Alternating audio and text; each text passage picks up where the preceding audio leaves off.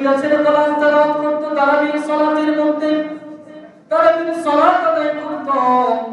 কোরআন তেলাওয়াত শোনার জন্য দূর দূরান্ত থেকে অনেক মানুষ এসেছেন, অনেক মানুষ এসেছেন তাদের কোরআন তেলাওয়াত শোনার জন্য। তাদের সুনাম চারদিকে ছড়িয়ে গিয়েছে। এরপরে যখন হঠাৎ করে একদিন একটা ব্যক্তি সম্ভবত 27 রাতের মধ্যে যখন লাইলাতুল কদরের সালাত আদায় করা শেষ হয়ে গিয়েছে, একটা লোক গামছা মুখের মধ্যে দিয়ে কান্না করতেছে। কেউ সাহায্য চাচ্ছে, সে সাহায্য নিচ্ছে না। হঠাৎ করে দুইটা ছেলে এসে জড়িয়ে ধরল ওই লোকটাকে। হুজুর বললেন, তোমরা কি করতেছো? তার গায়ে তো ময়লা, তোমাদের শরীরে ময়লা লেগে যাবে, ছেড়ে দাও। ছেলে দুটো চোখের পানি ছেড়ে দিয়ে বলতেছে, হুজুর এটা আর কেউ না, এই হলো আমাদের দুইটা কলিজার টুকরা সন্তানের কলিজার টুকরা বাবা। সামান্য লোকটাকে যখন জিজ্ঞেস করা হলো ব্যাপার কি, আপনি কিভাবে এত ছোট ছোট ছেলেকে এত সুন্দরভাবে কোরআন আপনি শিখাবেন? গোটা রমাদান মাসকে জুড়ে আমাদের মাঝে কোরআনটা যে এত সুন্দরভাবে আমাদের মাঝে দিয়েছেন, এত সুন্দরভাবে কোরআনটাকে উপস্থাপন করেছেন, প্রেজেন্টেশন করেছেন, এরকম কোরআন মনে হয় আমরা জীবনে কোনোদিন শুনি নাই। ওই লোকটা বলতেছে, আমি আমার সন্তান দুইটাকে মানুষ করার জন্য, কোরআনের খাদিম বানানোর জন্য আমি সারাদিন অক্লান্ত পরিশ্রম করেছি। এই যে গেটের বাইরে একটা রিকশা দিচ্ছেন, লাল কালারের রিকশা, এই রিকশাটা আমার পায়ে চালিয়ে, রিকশা চালিয়ে আমার সন্তানকে আমি মানুষ করেছি। আল্লাহু আকবার।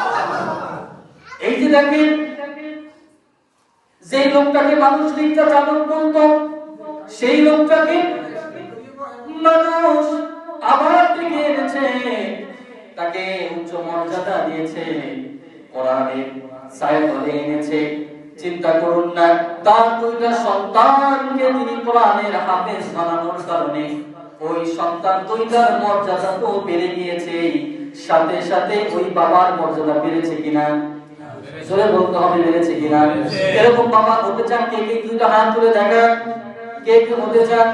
এরকম সন্তানের বাবা হতে চান যেন আপনার মান সন্তান তুলে না খায়, আপনাকে যেন গাঁজা খোরের বাবা বলা না হয়, আপনাকে যেন ইয়াবা খোরের বাবা বলা না হয়, আপনাকে যেন কোন বাবা কোন অথবা বিরুচির বাবা বলা না হয়, আপনাকে যেন কোরআনের বাবা আল্লাহ কবুল করুন, করেন আমিন। আমিন। চলুন ভাই বুজুর্গ, এই যে কোরআনের মাস, এই কোরআনের মাসে আল্লাহ রাব্বুল আলামিন আমাদেরকে গুরুত্বপূর্ণ অনেকগুলো মর্যাদা দিয়েছেন। সেটার মধ্য থেকে আমরা সকলেই 10টা গুরুত্বপূর্ণ শ্রেষ্ঠ মর্যাদার কথা শুনবো ইনশাআল্লাহ। রাব্বুল আলামিন এই যে কোরআনের মাস আমাদেরকে দিয়েছেন, এই কোরআনের মাসে রব্বুল আলামিন আমাদেরকে অনেকগুলো মর্যাদা দিয়েছেন। এই অনেকগুলো মর্যাদার মধ্যে আমাদের সবচেয়ে শ্রেষ্ঠ মর্যাদা হয়েছে 10টি মর্যাদা। বলুন না কয়টি মর্যাদা? 10টি। জোরে বলতে হবে কয়টি? 10টি মর্যাদা রব্বুল আলামিন আমাদেরকে দিবেন। যারা এই রমাদান মাসে রোজা রাখবে, 30টা রোজা রাখবে না খেয়ে রোজা রাখার কারণে, সারাটা মাস কষ্ট করার কারণে রব্বুল আলামিন আমাদেরকে শ্রেষ্ঠ বলে ঘোষণা করবেন। 1 নম্বর, আমরা যে শ্রেষ্ঠ মর্যাদা অর্জন করব, সেই শ্রেষ্ঠ মর্যাদা হচ্ছে এই রমাদানের সিয়াম সাধনা করার কারণে আমরা তাকওয়া অর্জন করতে পারবো। বলুন না কি অর্জন করতে পারবো? তাকওয়া অর্জন করতে পারবো। রব্বুল আলামিন অত্যন্ত চমৎকারভাবে কোরআনে কারীমের মধ্যে বলছেন, ইয়া আইয়ুহাল্লাযীনা আমানু কুতিবা আলাইকুমুস সিয়ামু কামা কুতিবা আলাল্লাযীনা মিন ক্বাবলিকুম লাআল্লাকুম তাত্তাকুন। রব্বুল আলামিন বলছেন, হে ঈমানদারগণ, তোমাদের উপর রোজা ফরজ করা হয়েছে যেমনি ভাবে ফরজ করা হয়েছিল তোমাদের পূর্ববর্তী উম্মতদের উপরে, তেমনি ভাবে তোমাদের উপরেই ফরজ করা হয়েছে। শুধু তাই নয়, লাআল্লাকুম তাত্তাকুন, যেন তোমরা তাকওয়া অর্জন করতে পারো। এর জন্য তোমাদের উপরে সাওমটাকে ফরজ করা হয়েছে। তাহলে আমরা এক নম্বরে জানলাম রোজা রাখলে তাকওয়া অর্জন করা যায়। কি অর্জন করা যায়? তাকওয়া অর্জন করা যায়। দুই নম্বর, রোজা আল্লাহর জন্য, এবং রোজা যে আপনি রাখবেন এই রোজা রাখার কারণে রব্বুল আলামিন কিয়ামতের দিন তার নিজ হাতে আপনাকে প্রতিদান দিবেন। সুবহানাল্লাহ। রব্বুল আলামিন হাদিসে কুদসির মধ্যে বলছেন, قال الله تعالى كل عمل ابن آدم له إلا الصوم فإنه لي وأنا أجزي به। রব্বুল আলামিন বলছেন আদম সন্তানদের প্রতিটি আমল তার নিজের জন্য, কিন্তু রোজা হচ্ছে আল্লাহর জন্য। আর আল্লাহ রাব্বুল আলামিন বলছেন এই রোজা যে আমার জন্য বান্দারা রাখছে এর জন্য আমি আল্লাহ নিজ হাতে আমার বান্দাদেরকে পুরস্কৃত করব। সুবহানাল্লাহ। তিন নাম্বার, রোজাদারের জন্য বিশেষ দরজা রয়েছে জান্নাতের, সেই দরজার নাম হচ্ছে রাইয়ান। দরজার নাম কি? জোরে বলতে হবে, দরজার নাম কি? রাইয়ান। বিশ্বনবী সাল্লাল্লাহু আলাইহি ওয়াসাল্লাম বলেন, বুখারী এবং মুসলিম শরীফের বর্ণনা, ইন্না ফিল জান্নাতি বাবান ইউকালু লাহু রাইয়ান ইয়াদখুলু মিনহু সাইমুন। রব্বুল আলামিনের রাজি খুশি করার জন্য, তার সন্তুষ্টি অর্জন করার জন্য যারা রোজা পালন করবে, সিয়াম সাধনা করবে, রব্বুল আলামিন তাদেরকে কিয়ামতের দিন, কঠিন বিচারের দিনে যখন হিসাব নিকাশ শেষ হয়ে যাবে, যখন মানুষগুলো জান্নাতে ঢোকা শুরু করবে, তখন রব্বুল আলামিনের আদেশে 8টি দরজার একটি দরজা রাইয়ান, এই রাইয়ান নামক দরজাটা রোজাদারের জন্য রব্বুল আলামিন খুলে দিবে। সুবহানাল্লাহ।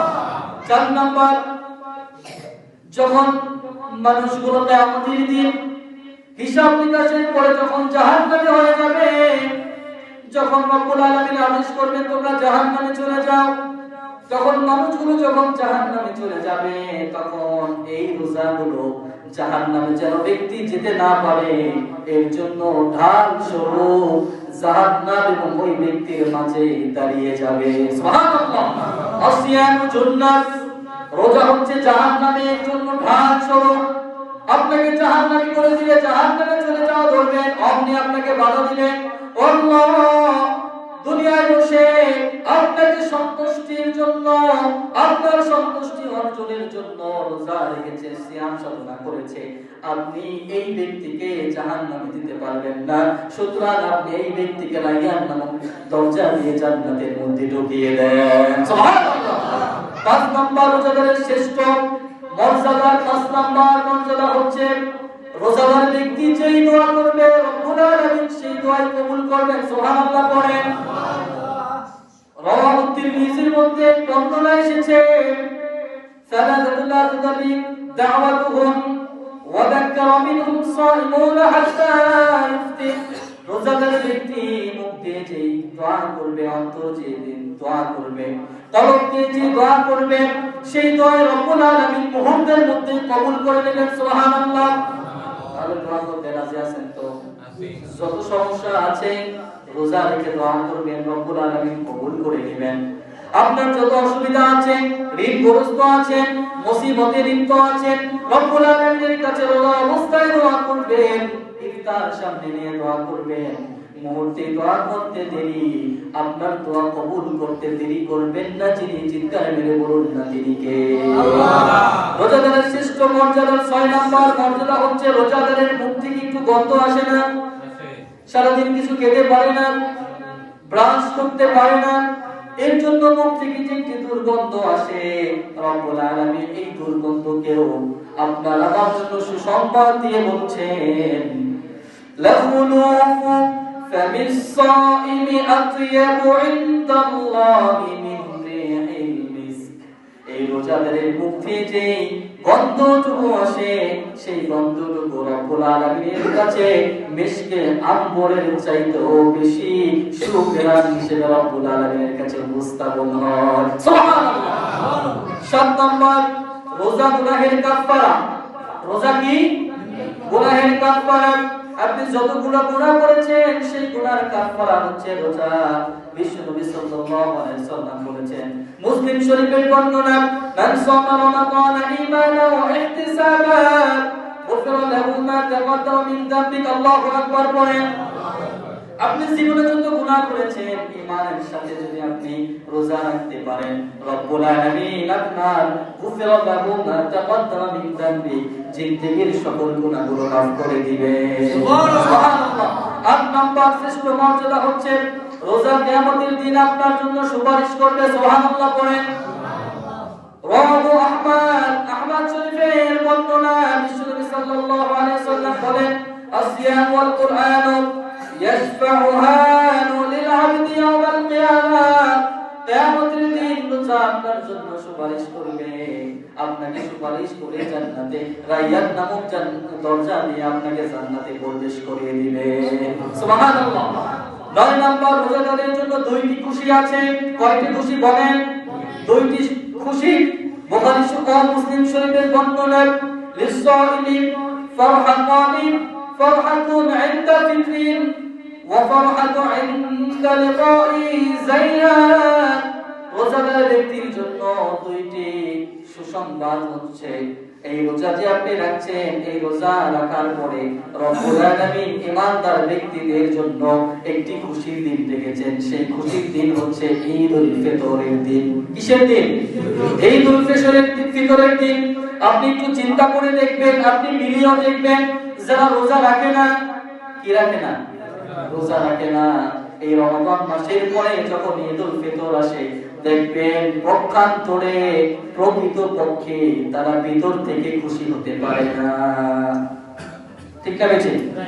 আর যারা পুরো রমজান মাসে কষ্ট করেছে, সিয়াম সাধনা করেছে, সাহারি করেছে, ইফতার করেছে এবং তারা সালাত আদায় করেছে, সিয়ামের সকল হকগুলো আদায় যারা করেছে, এই সারা মাস কষ্ট করার পরে যখন ওই আকাশে রব্বুল আলামিনের আকাশে যখন চাঁদ থাকে ভিতর থেকে কেমন যেন খুশি খুশি অনুভব হয়। কথা বলেন ঠিক না বেঠি?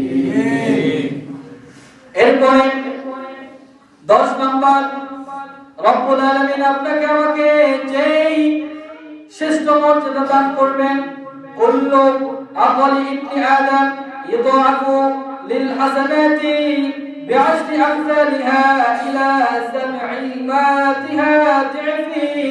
আদম সন্তানের প্রতিটি নেক আমল